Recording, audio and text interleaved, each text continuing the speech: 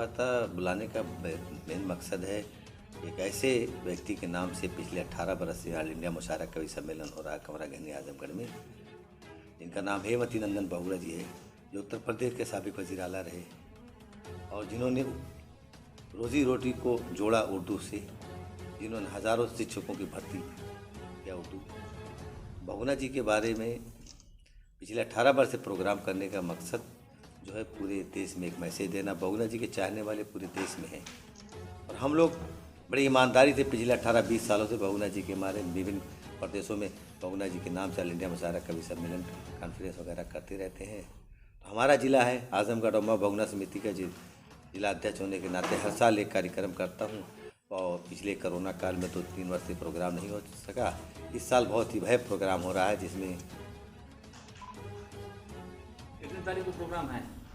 26 फरवरी को प्रोग्राम हमारा है। 26 फरवरी को हम लोगों ने 6000 लोगों का इंतज़ाम किया है। 1000 वीवीआईपी लोगों का इंतज़ाम किया है हमने, जिसमें मास्टर, टीचर, डॉक्टर और हिंदुस्तान की कुछ प्रमुख शख्सियाँ आ रही। प्रेस क्लब इंडिया के चेयरमैन उमाकांत लखेरा जी भी तशरीफ़ ला रहे हैं। प्रोफेसर लुकमान खान साहब भी इसी रह चुके हैं, वो भी ला रहे हैं तशरीफ़। अबू आसिम साहब महाराष्ट्र से समाजवादी पार्टी के सदस्य वो भी तशरीफ़ ला रहे हैं। रीता बहुगुणा जोशी जी तशरीफ़ ला रही हैं। उसमें हमारे अमरेंद्र नाथ सिंह बार काउंसिल अध्यक्ष यूपी, वो भी तशरीफ़ ला रहे हैं।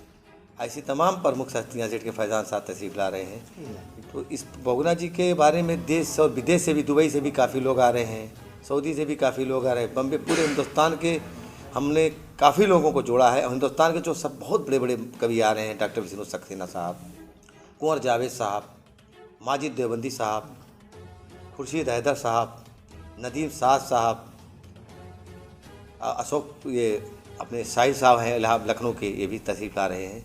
ऐसी कई कविता भी तशरीफ़ ला रही हैं, जिसमें सुमन दुबे जी हैं, जिसमें अपने खुशबू शर्मा जी हैं, शाइस्ता सना जी हैं। हमने 19 लोगों को मदऊ किया है, जो कवि और कवित्री को, जो हिंदुस्तान के विभिन्न प्रदेशों से आ रहे हैं। कहाँ पे होगा आयोजन और कितने बजे से कितने बजे तक चलेगा ये गाना? हमारा आयोजन माटिंगा तहसील कमरा गहनी गांव है, वहीं पे हमारा आयोजन है। रात में 8 बजे चलेगा और करीब करीब सुबह 2 बजे 3 बजे तक चलेगा कार्यक्रम, जिसमें कवि आ रहे हैं डॉक्टर विष्णु सक्सेना साहब, कुंवर जावेद साहब, माजिद देवबंदी साहब, खुर्शीद हैदर साहब, नदीम साद साहब, अशोक ये अपने शाहिद साहब हैं इलाहाबाद लखनऊ के, ये भी तशरीफ़ ला रहे हैं।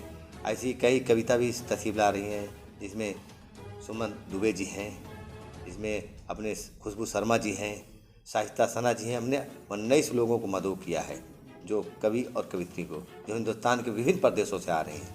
कहाँ पे होगा आयोजन और कितने बजे से कितने बजे तक चलेगा ये गाना?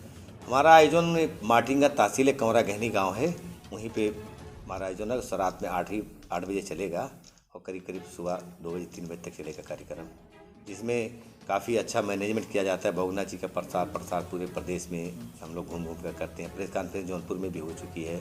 आजमगढ़ हमारा ज़िला होने के नाते तो बहुगुणा जी तो कार्यक्रम का मकसद क्या है, उद्देश्य क्या रहता है कि उनके विचारों को आगे बढ़ाना, गंगा जमुनी तहजीब को आगे बढ़ाना, क्या रहता है?